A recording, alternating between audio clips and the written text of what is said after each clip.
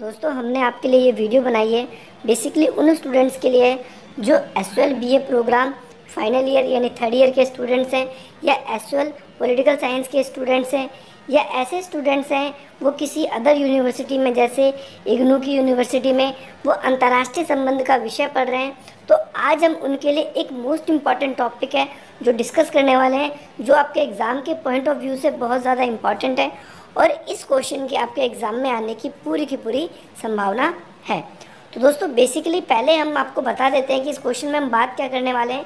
इस क्वेश्चन में हम ये बात करेंगे, देखो दोस्तों जैसा कि आपने थंबनेल देखा उसमें आपने ये पा लिया या ये जान लिया कि हम एक तो वेदांत किसे कहते हैं, या उसका एक और नाम है जिसे हम बोलते हैं तनाव शैथिल्य, इसके बारे में बात करेंगे, या शीत युद्ध के विस्तार का तीसरा चरण। दोस्तों 3 तरीके से ये क्वेश्चन एग्जाम में पूछता है, आपको कंफ्यूज नहीं होना है, ये 3 तरीके से क्वेश्चन पूछा जाएगा। नंबर 1 सबसे पहला क्वेश्चन आपका ये पूछा जाएगा कि तनाव शैथिल्य क्या है। नंबर 2 वेदांत का सिद्धांत क्या है। नंबर 3 शीत युद्ध के विस्तार का जो तीसरा चरण है वो किसे कहते हैं। दोस्तों इन तीनों क्वेश्चन का उत्तर एक ही होता है और इस क्वेश्चन अगर ये एग्ज़ाम में आपके आता है, बेसिकली ज़रूर आता है ये क्वेश्चन और ये आएगा भी आएगा, तो आपको इस क्वेश्चन को मिस नहीं करना, चाहे बॉयज़ के लिए हो या गर्ल्स के लिए हो, किसी न किसी के पेपर में तो ज़रूर आने वाला है। तो दोस्तों बेसिकली हम बात करते हैं, सबसे पहले हम वेदांत के बारे में बात करते हैं कि भाई जो वेदांत है वो फ्रेंच भाषा का एक दैत्य शब्द है या दैनता शब्द है, उससे निकला है। फ्रेंच भाषा का कौन सा शब्द है? दैनता शब्द है, उससे निकला है। इसका मतलब होता है तनाव में कमी आना। तनाव में कमी आना, जैसे तनाव में कमी आने का मतलब आपका दोस्तों बेसिकली यही है कि शीत युद्ध के काल में हमने ये पाया था कि 2 बड़ी महाशक्तियाँ थी, एक तो अमेरिका, दूसरी सोवियत संघ, जो कि दूसरे विश्व युद्ध के बाद बड़ी महाशक्ति बनकर उभरी थी। उन दोनों देशों के बीच में इस बात का तनाव था कि कौन दुनिया की सबसे बड़ी महाताकत बनेगा, सबसे बड़ी महाशक्ति बनेगा, जिसके कारण ये पूरा शीत युद्ध हो जाता है। और शीत युद्ध का ये तीसरा चरण कहलाता है। मतलब तीसरा चरण का मतलब है कि शीत युद्ध ने अपना एक नया पार्ट शुरू किया था, एक नया चैप्टर शुरू किया था। इस दौर में हमें शीत युद्ध जो था वो कुछ अलग ही दिखा। क्या अलग दिखा? हमने जैसा कि अभी बताया कि तनाव में हमें कमी आई। तनाव में कमी आने का मतलब, अब दूसरे नाम के बारे में जरा इसके बारे में हम बात करते हैं। एक हमने बोला कि तनाव शैथिल्य। तनाव का मतलब होता है एक संघर्ष जो कि शीत युद्ध के काल में हो रहा था। किस देशों के बीच में? एक अमेरिका के बीच में, दूसरा सोवियत संघ के बीच में। उनके बीच में तनाव शैथिल्य पड़ता है। शैथिल्य पड़ने का मतलब दोस्तों बेसिकली यही होता है कि कमी आना। तो तनाव में जो स्थायी रूप से कमी आ रही थी उसी को हम क्या कहते हैं? तनाव शैथिल्य कहते हैं, या इसे ही हम वेदांत का सिद्धांत भी कहते हैं। और तो और इसका एक और नाम है शीत युद्ध के विस्तार का तीसरा चरण। अब ये देखते हैं दोस्तों कि क्या बात हुई क्या बात नहीं हुई। ने जैसे बताया कि भाई शीत युद्ध क्या था कि भाई अंतर्राष्ट्रीय स्तर में शक्ति के लिए संघर्ष हो रहा था कि अमेरिका और सोवियत संघ के बीच कि कौन दुनिया की सबसे बड़ी ताकत बनेगा, कौन नहीं बनेगा। इसके लिए इस बीच में हम देखते हैं कि बहुत सी बातें थी। हमने जो पुरानी हमारी शीत युद्ध की जो वीडियोज़ हैं उसके लिंक आपको डिस्क्रिप्शन में मिलेगा। साथ ही आपके पॉलिटिकल साइंस के जो एग्ज़ाम से इम्पॉर्टेंट क्वेश्चन आपके एग्ज़ाम में बन सकते हैं उसका लिंक भी आपको डिस्क्रिप्शन में मिलेगा। दोस्तों यदि आपको हमारी वीडियो अच्छी लगे तो इसे लाइक करना, शेयर करना और सब्सक्राइब करना, क्योंकि नेक्स्ट वीडियो की जैसी अपडेट रहे वो आपको पता चल जाए। साथ ही हम आपको ये भी बता दें कि हम आपकी जो बीए के बाद जो एमए की है, एमए की भी हम ऑनलाइन आपकी स्टडी करवाएंगे ताकि उससे आपको कोई प्रॉब्लम ना आए। प्रॉब्लम ना आने का मतलब यही है कि दोस्तों कि ये जो आपके लिए चैनल है ये ना केवल अभी के लिए ही, आपके हायर स्टडी में भी आपको पूरा सपोर्टिव रहेगा, जो आपकी पूरी मदद करने वाला है।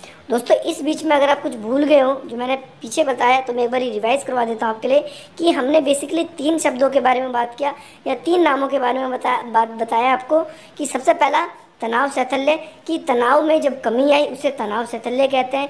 नंबर 2 वेदांत का सिद्धांत। वेदांत के सिद्धांत में हमने आपको यही बताया कि जो दैनता शब्द से निकला है, दैनता किस चीज़ का शब्द है? ये एक फ्रेंच भाषा का शब्द है। इसका मतलब होता है स्थायी रूप से जो तनाव है उसमें कमी आना। हमने शीत युद्ध के काल में अमेरिका और सोवियत संघ के बीच में क्या एक तनाव देखा, तनावपूर्ण माहौल देखा, तनावपूर्ण स्थिति देखी। इसी स्थिति का एक नया अध्याय शुरू हुआ था जिसे हम तनाव शैथिल्य कहते हैं। इसके अलावा दोस्तों ये तीसरा चरण है पहला चरण और दूसरा चरण वो भी इम्पॉर्टेंट है, तो उसकी वीडियो भी आपको मिल जाएगी। बात करते हैं सबसे पहले कि अब हमने देखा कि तनाव में कमी आ रही है। अब तनाव में जो ये कमी आ रही है, ये कमी क्यों आई, ऐसा क्या कारण रहा कि तनाव में कमी आने लगी। अब क्या शीत युद्ध खत्म हो जाएगा, आपके मन में ये प्रश्न आएगा, लेकिन ऐसा नहीं होता। शीत युद्ध यहीं ख़त्म नहीं होता, शीत युद्ध आगे भी जारी रहता है और आगे भी बढ़ता है। हम देखते हैं कि जब तीसरा चरण जो है, ये तनाव शैथिल्य का चरण जैसे ही खत्म होता है, फिर शीत युद्ध शुरू हो जाता है, जिसे हम नव शीत युद्ध या पोस्ट कोल्ड वॉर भी कहते हैं। इसका लिंक भी आपको डिस्क्रिप्शन में मिल जाएगा, इससे बेफिक्र रहिए आप। पहले हम इसके बारे में बात करते हैं कि भाई अमेरिका और सोवियत संघ दोनों ने पहले और दूसरे चरण में एक दूसरे से आगे बढ़ने की होड़ मचाई। दूसरे से आगे बढ़ने के लिए उनसे जितने प्रयास हो सकते थे ना, उन्होंने वो सारे प्रयास करके देख लिए। उन्होंने परमाणु हथियार बनाए, एक दूसरे की विचारधारा को बढ़ाने के लिए, मतलब अमेरिका ने अपनी विचारधारा, जैसे पूंजीवादी विचारधारा है, उसको बढ़ाने के लिए अमेरिका ने क्या किया, गुट भी बनाने लग गया, ठीक है, और देशों के पैसों से मदद भी करने लग गया। लेकिन इसका जो फ़ायदा है ना, वो अमेरिका को खास नहीं हुआ। क्यों फ़ायदा नहीं हुआ? क्योंकि सोवियत संघ भी इसी रफ्तार से आगे बढ़ रहा था। तो अमेरिका ने एक बात जान लिया कि यदि मेरे को सोवियत संघ को हराना है या उसको पीछे छोड़ना है, तो मुझे ज़रूर कुछ ना कुछ कोई दूसरा कदम उठाना पड़ेगा। उसके लिए ही आगे चल के उसने सैनिक खर्च कम करके अपने आप को आर्थिक रूप से सक्षम बनाना शुरू किया गए।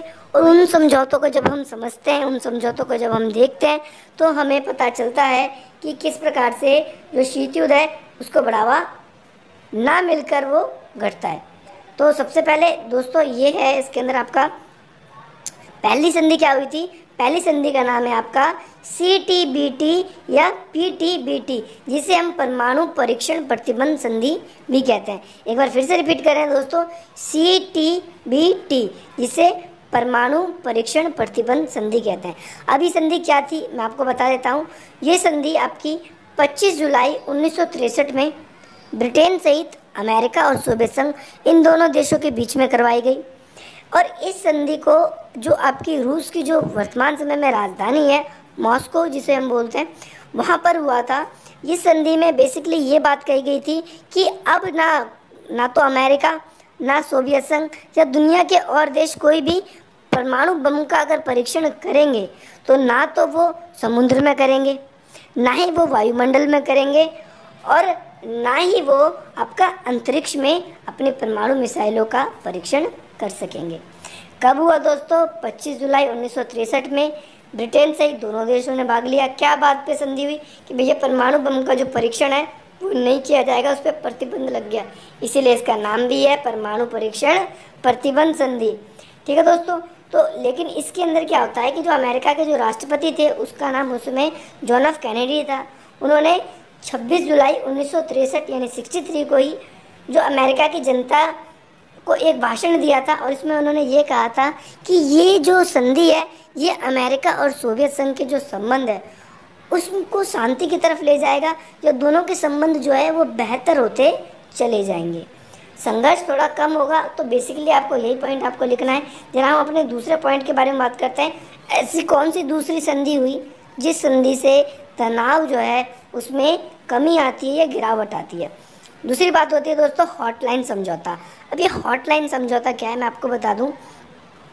शीत युद्ध के काल में एक घटना हुई थी, जिसे आपने 12th क्लास में भी आर्ट्स के स्टूडेंट्स ने, जिनके पास पॉलिटिकल साइंस का विषय था, उन्होंने पढ़ा होगा कि क्यूबा मिसाइल संकट हुआ था। जो क्यूबा मिसाइल संकट हुआ था वो बेसिकली क्या था, वो पूरे के पूरे शीत युद्ध के काल का चरम बिंदु था। उस समय दुनिया को ये लगा कि शायद अब युद्ध हो जाएगा, लेकिन उस तनावपूर्ण स्थिति से निकलने के लिए क्या किया गया, एक कदम उठाया गया। उस कदम को ही जो कदम उठाया गया क्यूबा मिसाइल संकट के बाद, जो समझौता किया गया ताकि दोनों देशों के बीच में थोड़ा शांति हो जाए। देखो दोस्तों मैं आपको बता दूं, कोई भी युद्ध होता है तो उसके बाद फिर शांति के लिए प्रयास होते हैं। प्रथम विश्व युद्ध हुआ तो प्रथम विश्व युद्ध के बाद आपका राष्ट्र संघ बना, पेरिस शांति सम्मेलन हुआ। दूसरा विश्व युद्ध हुआ, उसके बाद आपका संयुक्त राष्ट्र संघ बना। इस तरीके से आपका क्या होता है दोस्तों कि ये प्रक्रिया जो युद्ध के बाद शांति की प्रक्रिया चलती है।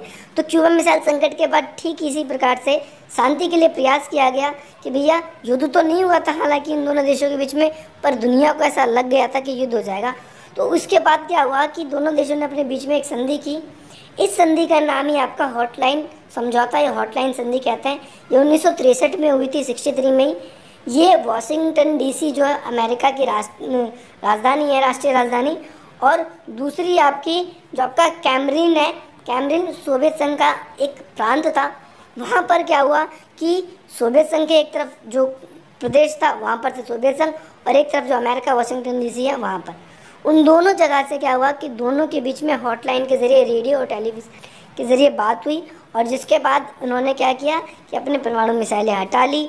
परमाणु मिसाइलें हटाने के कारण क्या होता है कि दोनों के बीच में जो समझौता होता है, इसी समझौते को हम क्या कह देते हैं, हॉटलाइन समझौता कह देते हैं, ताकि भविष्य में कभी युद्ध ना उनके बीच में। या ऐसी आती तीसरी संधि है जिसे हम NPT भी बोलते हैं। NPT, इसका हिंदी में पूरा नाम आपको बता देते हैं, परमाणु अप्रसार संधि। यानी ये संधि बेसिकली 1967 में इसका प्रस्ताव रखा गया, 67 में इसका प्रस्ताव रखा गया, लेकिन ये 67 में प्रस्ताव रखने के बाद उसी समय लागू नहीं हो गया। इसे पूरा 1 वर्ष का समय लगा, और ये 1968 यानी 1968 है, उसमें सोवियत संघ, अमेरिका, ब्रिटेन, फ्रांस, या उस समय जितने भी ऐसे देश थे जिनके पास परमाणु हथियार था, उन्होंने ये संधि की कि भाई हमारा जो परमाणु हथियार है, जो एटॉमिक बम है हमारे पास, इसका अब हम प्रचार प्रसार नहीं करेंगे। यानी और ऐसे देश जो परमाणु बम बनाने की सोच रहे हैं या जो परमाणु बम डेवलप कर सकते हैं, हम उन्हें अपना जो ये फार्मूला है ये नहीं देंगे। क्यों नहीं देंगे? उसका एक वजह यह है कि भविष्य में कभी दो देशों के बीच में अगर युद्ध हो जाता है और परमाणु जो न्यूक्लियर बम का अगर हम फार्मूला सबको हम देते रहेंगे, तो उससे क्या होगा, जैसा हमने देखा कि दूसरे विश्व युद्ध में अमेरिका द्वारा जापान के हिरोशिमा और नागासाकी पर बम गिराए गए। अब उस प्रदेश पे जब बम गिराए गए तो उसकी तबाही पूरी दुनिया ने देखी और एक बात का अंदाज़ा लगा लिया, यदि हमने ये कदम नहीं उठाया, हमने परमाणु बम के प्रसार को नहीं रोका या उसको सुरक्षा नहीं दी, तो भविष्य में दोबारा ऐसी घटना घट सकती है। इसीलिए कि कहा गया कि परमाणु बम का कोई प्रचार प्रसार नहीं करेगा, कोई इसको बांटेगा नहीं, कोई किसी देश को नहीं देगा। इसीलिए इस संधि का नाम रखा गया परमाणु अप्रसार संधि। इसका अब कोई प्रसार नहीं करेगा। अगला चौथी संधि जो हुई इन देशों के बीच में क्या है, जिसे हम बोलते हैं मॉस्को बॉन समझौता। अब ये समझौता क्या था, ये देखो दोस्तों, कोई से भी समझौते आप लिख रहे हो, बेसिकली अमेरिका और सोवियत संघ, आपको कोई देश का नाम याद नहीं आता, जैसे भी मैंने फ्रांस बोला, आपको एग्जाम में नहीं याद आ रहा, तो आपको क्या करना है, आपको दो ही लिख देंगे हैं सीधे सीधे, अमेरिका और सोवियत संघ के बीच में संधि हुई। ठीक है दोस्तों, तो ये संधि 1970 में 1970 में हुआ। इसमें बेसिकली क्या था कि शीत युद्ध को समाप्त करने के लिए कहा जाता है कि भाई ये एक बहुत बड़ा कदम था। हालांकि जैसा कि मैंने भी आपको बताया कि शीत युद्ध तो ख़त्म हुआ ही नहीं, शीत युद्ध खत्म नहीं हुआ। 1970 में ये समझौता हुआ। इस समझौते के तहत यही कहा गया कि जो जर्मनी के पीछे जो ये लड़ाई थी, ये जो पंगा था जर्मनी के वजह से ही बन रहा था, तो उसमें थोड़ा कमी आई थी। और इसी संधि के साथ जो हमारी अगली संधि है जिसके बारे में हम बात करते हैं, बर्लिन समझौता, ये थोड़ा इसी से इससे थोड़ा इसका जुड़ाव है। ज़रा बात कर लेते हैं हम कि क्या जुड़ाव है इन दोनों देशों के बीच में, इन दोनों पॉइंटों के बीच में, सॉरी देश बोल दिया, दोनों पॉइंटों के बीच में। दोनों पॉइंट में बेसिकली ये जुड़ाव है दोस्तों कि जो जर्मन है, जर्मन की राजधानी आपकी बर्लिन है, और वहाँ पर एक समझौता होता है।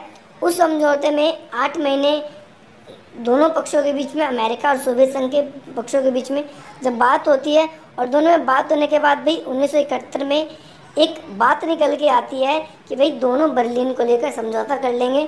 और उस समझौते से क्या कहेंगे कि भाई जब यहाँ के देश हैं, जो पूर्वी बर्लिन है, देखो क्या हुआ था दोस्तों, बर्लिन जर्मनी की क्या है, राजधानी है। और जब दूसरा विश्व युद्ध खत्म हुआ तो जर्मनी को बेसिकली 4 पार्ट्स में बांट लिया गया था, अमेरिका, सोवियत संघ और फ्रांस, ब्रिटेन। ये 4 देश थे, जिसमें से फ्रांस, ब्रिटेन, अमेरिका, इनकी विचारधारा एक थी, तो ये एक तरफ हो गए थे, और ये पूर्व में सोवियत संघ अकेला रह गया था। तो सोवियत संघ ने क्या किया कि भाई उसमें नाकेबंदी कर दी। एक ही प्रांत जो थे, पहले एक समय एक ही जो देश था आपका जर्मनी, वो क्या है, अब 2 पार्ट्स में बट गया था। तो दो जर्मन राज्यों का जो सिद्धांत था, ये पॉइंट भी इसी से जुड़ा है कि अब ये संधि हो गई थी। इस संधि के तहत ये कहा गया था कि अब भैया अब ये जो जर्मनी 2 राष्ट्र ना होकर एक ही राष्ट्र है।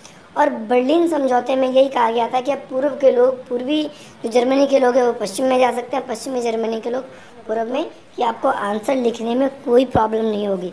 अगर आप पेपर में 1, 2, 3, 4 पॉइंट भी भूल गए तो कोई दिक्कत नहीं, इतने पॉइंट आपको बताए जाएंगे कि आप उसको बेफिक्र होकर लिख सकेंगे। आपकी हायर स्टडी में भी हमारा चैनल आपको मदद करने वाला है। जो अभी फर्स्ट सेकेंड ईयर के बच्चे जो एग्ज़ाम की तैयारी कर रहे हैं, जिन्हें पता नहीं वो कैसे एग्ज़ाम की तैयारी करें, तो भाई हमारे चैनल का लिंक उन्हें भी भेजें। जिस प्रकार अभी फाइनल ईयर का एग्ज़ाम ख़त्म होगा, उसी के बाद जब सेकेंड ईयर का एग्ज़ाम शुरू होगा तो हम उसकी भी तैयारी स्टार्ट करवा देंगे कि उन्हें कैसे एग्ज़ाम में लिखना है, कैसे क्वेश्चन अटेंड करने होते हैं, हर एक चीज़। इस क्वेश्चन जैसे हम आपको हर एक क्वेश्चन की वीडियो दे रहे हैं, उसमें भी ऐसे ही आपको उस समय भी मिलेगा। तो बात करते हैं दोस्तों आगे की कि हमारे और क्या समझौते हुए। और समझौते आपके जैसे होते हैं यूरोपीय सुरक्षा सम्मेलन, इसे हम साल्ट 1 कहते हैं। अब यूरोप में 3 ऐसे साल्ट 1, साल्ट 2, साल्ट 3 करके क्या होता है, 3 समझौते होते हैं। पहला समझौता जो है आपका 3 जुलाई से 6 जुलाई के बीच में चलता है और ये 1973 में होता है। ये जो आपकी फिनलैंड की राजधानी है हेलसिंकी, उस जगह पे होता है। और ये किस लिए किया गया था, ये इसलिए आयोजित किया गया था कि प्रथम विश्व युद्ध में भी यूरोप ही उसका अखाड़ा बना था, प्रथम विश्व युद्ध का। दूसरे विश्व युद्ध में भी ऐसा ही हुआ। और जो ये शीत युद्ध चल रहा था उसमें भी क्या यूरोप ही टारगेट पे था, यूरोप पे ही ज़्यादातर ये जो बदलाव ही हम देखते हैं, जर्मन राष्ट्रों का बट जाना, एक हो जाना, या फिर भाई युद्ध होना, तो बहुत सी बातें आपकी जर्मनी पे ही जर्मनी के साथ साथ यूरोप जो है, यूरोप पे ही आकर भाग लेती है। इसी कारण क्या है कि यूरोप में जो शांति व्यवस्था कायम हो सके, उसके लिए पहला सम्मेलन यूरोप के देशों के बीच में आयोजित किया गया।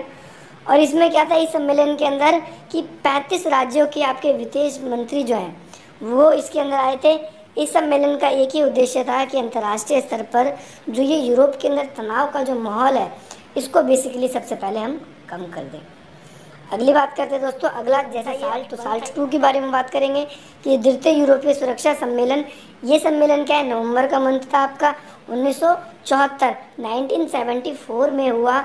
ये आपका व्लादिवोस्टॉक है, ये आपका जो सोवियत संघ है उसमें एक जगह है, उसका नाम है, उस जगह पर ये सम्मेलन हुआ। सोवियत संघ यानी रूस दोस्तों, रूस में हुआ। तो सोवियत संघ में क्या होता है कि वहाँ पर एक समझौता हुआ जिसे साल्ट 2 बोलते हैं। ये भी क्या था कि शीत युद्ध के तनाव को कम करने के लिए हुआ था। इसमें भी क्या हुआ था कि दोनों देश यानी सोवियत संघ और अमेरिका, दोनों पक्षों को बुलाया गया था। इसमें ये समझौता करवाया गया था और शीत युद्ध को ख़त्म करने की दिशा में एक कदम बढ़ाया गया था। अब नंबर 3 पे आता है साल्ट 3, ठीक है, तृतीय यूरोपीय सम्मेलन। इसके अंदर क्या होता है, इस संधि को 1977 में किया गया और ये सम्मेलन, इस सम्मेलन में 50 यूरोप के देश जो थे उन्होंने लगभग भाग लिया। 50 यूरोप के देश जो थे उन्होंने भाग लिया।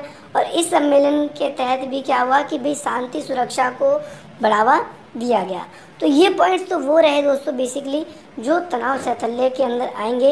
इसके बाद आंसर आपको पूरा करना है तो दोस्तों निष्कर्ष लिखना होगा कि विदाउट निष्कर्ष your answer is not completed. तो आपका जो उत्तर है वो आपका कंप्लीट नहीं माना जाएगा। ज़रा हम बात कर लेते हैं इसका निष्कर्ष कैसे लिखेंगे। तो दोस्तों जो ये चल रहा था कोल्ड वॉर के अंदर तनाव शैथल्य, तो इसका निष्कर्ष क्या निकला, क्या तनाव स्थायी रूप से कम हो सका? नहीं हो सका। क्यों? क्योंकि इसके बाद नव शीत युद्ध जिसे हम पोस्ट कोल्ड वॉर कहते हैं वो शुरू हो गया।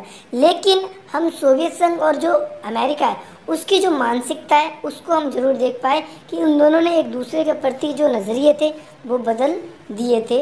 यानी अंतर्राष्ट्रीय राजनीति में ऐसा नहीं होता कि हर एक देश ताकत के लिए संघर्ष करता है, कि कई बार ऐसा भी होता है कि दोनों देश एक दूसरे के सहयोग करने के लिए भी आगे निकल कर आते हैं। और बात करते हैं इसके अंदर क्या होता है। तो दोस्तों यही आपका निष्कर्ष होगा। अगर आपको वीडियो अच्छी लगी हो तो हमारे चैनल को लाइक करें, शेयर करें, सब्सक्राइब करें और भी मित्रों को भेजें ताकि और भी हमारी दोस्त जो फर्स्ट ईयर जो सेकंड ईयर कि उन लोगों को आपसे ज़्यादा वीडियो की ज़रूरत है, क्योंकि आपको तो एक्सपीरियंस है थर्ड ईयर तक का, आप तो अपना आंसर लिख लेंगे, लेकिन वो कैसे लिखेंगे आंसर? उनको तो चाहिए ना, तो गाइड करने के लिए कोई तो हम हैं। आप उन्हें शेयर करिए बस, ताकि हम उन्हें बता सकें। दोस्तों, वीडियो देखने के लिए धन्यवाद। मिलते हैं अगली वीडियो में।